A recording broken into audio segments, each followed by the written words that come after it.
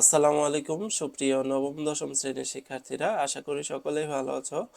এই ভিডিওর মাধ্যমে আমরা তোমাদের ইউনিট 2 এর লেসন 1 সম্পর্কে আলোচনা করব এবং আমি আশা করি তোমরা ভিডিওটি সম্পূর্ণ দেখবে এবং তোমরা যদি সম্পূর্ণ ভিডিওটি দেখো তাহলে তোমরা ইজিলি এই লেসনটি বুঝতে পারবে। সো চলো আর দেরি না করে ভিডিওটি শুরু করে দিই। তো এইখানে দেখতে পাচ্ছ, এইখানে হচ্ছে তোমাদের যে ইউনিট 2 সেটার নাম হচ্ছে ক্লাইমেট চেঞ্জ এবং এই ইউনিট 2 যারা দশম শ্রেণীতে আছো তাদের জন্য কিন্তু সিলেবাসের অন্তর্ভুক্ত। তো এইখানে ইউনিট 2 এর লেসন যে 1 রয়েছে সেই 1 এর নাম হচ্ছে the grid of the mighty reverse, অর্থাৎ শক্তিধর নদীর যে লোভের কথা বলছে এখানে। তো দেখতে পাচ্ছ, তো যদি আমরা এখান থেকে পড়াই,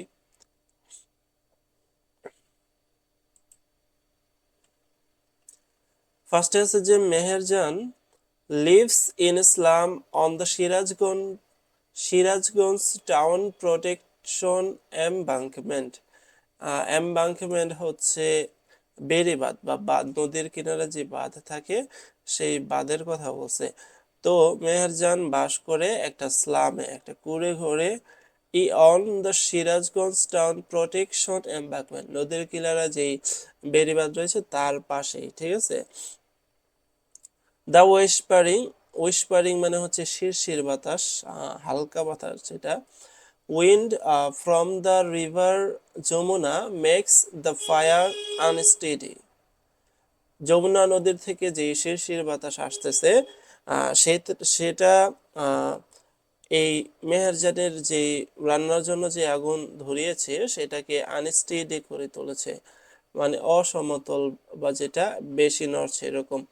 the dancing flames remind Meherjan of the turmoil মানে হচ্ছে ধ্বংসাত্মক বা খারাপ, খারাপ দিনগুলো in her life.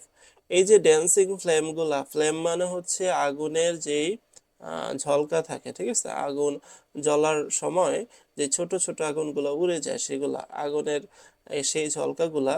The dancing flames remind মানে মনে করিয়ে দেয় Meherjan's of the turmoil in her life, তার জীবনের যে দুঃখ, তার জীবনের যে কষ্ট সেগুলোকেই মনে করিয়ে দেয় এই ড্যান্সিং ফ্লেমগুলা, ঠিক আছে।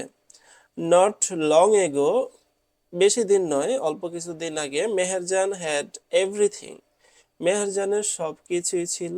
এ ফ্যামিলি অ্যারাবল ল্যান্ড, একটা পরিবার ছিল, অ্যারাবল ল্যান্ড ছিল মানে হচ্ছে চাষযোগ্য জমি, অ্যান্ড ক্যাটল পশু পাখি ছিল। The erosion of the Jamuna gradually consumed all her land property. The erosion of the Jamuna অর্থাৎ যমুনা নদীর যে ক্ষয়, সেই ভূমিক্ষয় অর্থাৎ নদীর পাশে যে মাটি সেগুলা নদী ভাঙ্গন বলা হয় মূলত। এই নদী ভাঙ্গনের কারণে গ্রাজুয়ালি অর্থ ধীরে ধীরে, কনজিউমড মানে কেড়ে নেয় বা শুষে নেয়, অল হার ল্যান্ড প্রপার্টি তার সকল সয় সম্পত্তি।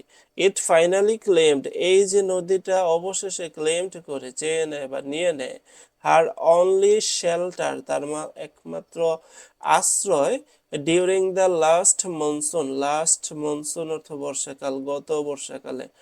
এই তো গত বর্ষাকালে অবশেষে ওই যে নদীর ভাঙ্গন আছে সেই নদী ভাঙ্গনের ফলে তার যে লাস্ট শেল্টারটা ছিল সেটা কিন্তু নিয়ে নেয়। It took the river only a day to devour Meher's house, অর্থাৎ নদীটির মাত্র একদিন লেগেছিল, একদিনের মধ্যেই সকল বাড়ি, তারপর হচ্ছে ট্রিজ গাছ, vegetables garden and the bamboo bush, এই যে বাড়ি, তারপর হচ্ছে গাছ, ভেজিটেবল গার্ডেন এবং হচ্ছে বাঁশ গাছ, এগুলো সবকিছু নিয়ে নেয় নদীটি মাত্র 1 মাসের মধ্যে, ঠিক আছে। এক মাস না, একদিনের মধ্যে।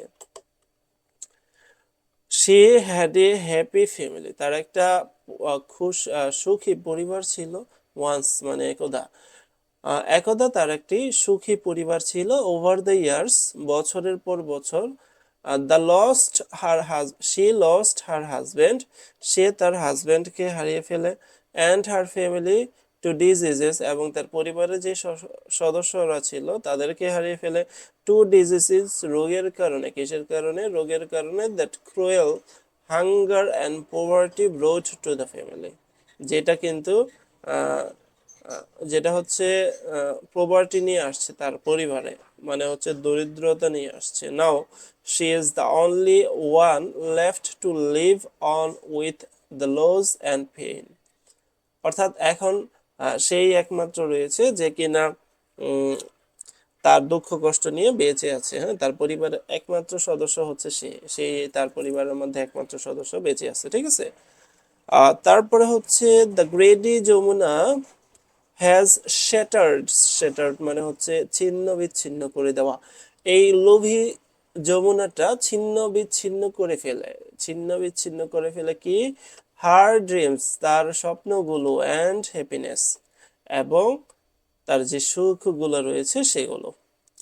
There are thousand others waiting to share the same fate like Meherjaan. এরকম হাজার হাজার হাজার হাজার মানুষ রয়েছে বাংলাদেশে যারা কিনা একই রকম, তাদের ভাগ্য কিন্তু একই রকম। হ্যাঁ, তাদের একই রকম ভাগ্য বা দুর্ভাগ্যের কথা শেয়ার করার জন্য অপেক্ষা করছে।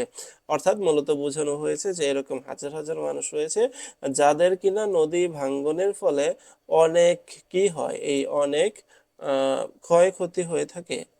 Bangladesh is a land of rivers. Bangladesh একটি নদীমাতৃক দেশ। Some of those bank overflows, এটার কিছু কিছু নদীর পানি ওভারফ্লো হয়ে যায়, মানে হচ্ছে তোমার কি হয়, মানে কানে কানে পূর্ণ হয়ে অতিরিক্ত হয়ে যায়। আর এরোড ডিউরিং মনসুন, এই মনসুনের সময় মানে হচ্ছে বর্ষার সময়। Erosion is harsh reality for the people living along the river bank. যারা এই নদীর কিনারে বাস করে তাদের জন্য ইরোজনটা হচ্ছে নদী বা ভূমিক্ষয় হচ্ছে, অর্থাৎ নদী ভাঙ্গন হচ্ছে একটা হার্শ রিয়েলিটি বা দুঃখদায়ক কষ্টদায়ক বাস্তবতা। ডিউরিং ইচ মনসুন, প্রায় প্রত্যেক বর্ষাকালে মেনি মোর ভিলেজেস, প্রায় অনেক গ্রাম, আর threatened by the mighty rivers like the Jamuna, the Padma and the মেঘনা।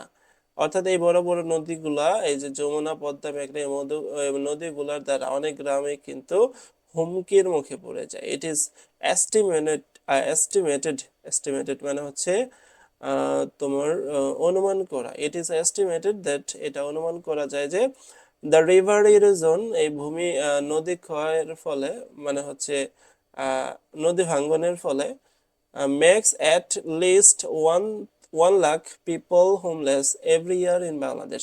বাংলাদেশে প্রায় 1 লক্ষ মানুষকে হোমলেস করে দিয়েছে, এটা অনুমান করা হয় প্রতি বছর। আর নদী ক্ষয়, নদী ভাঙ্গনের ফলে বাংলাদেশে প্রায় 1 লক্ষ মানুষ তারা ঘর হারা হয়ে যায়, ঠিক আছে, তাদের হোমলেস হয়ে যায়। ইনফ্যাক্ট প্রকৃতপক্ষে river erosion is one of the main dangers.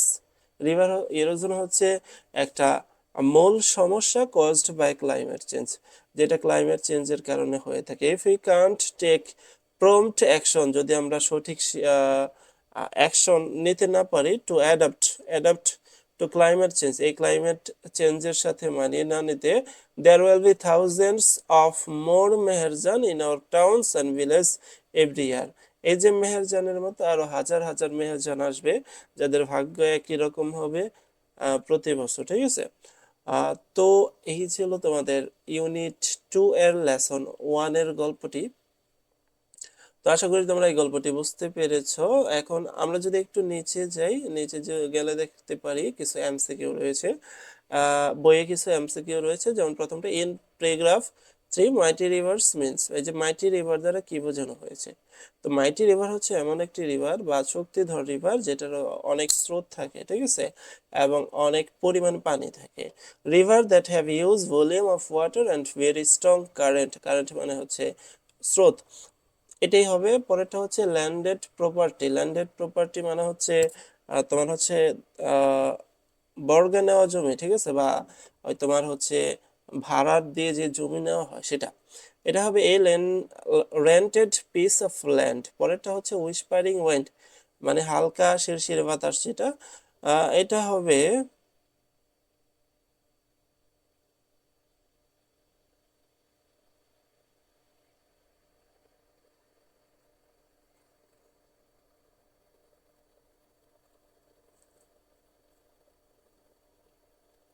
আচ্ছা, এটাই দেখা যাইতেছে যে wind that helps someone make a fire.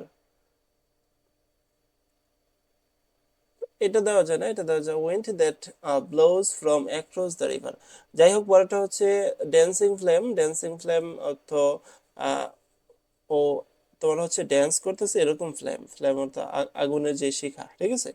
তো দেখো এটা হবে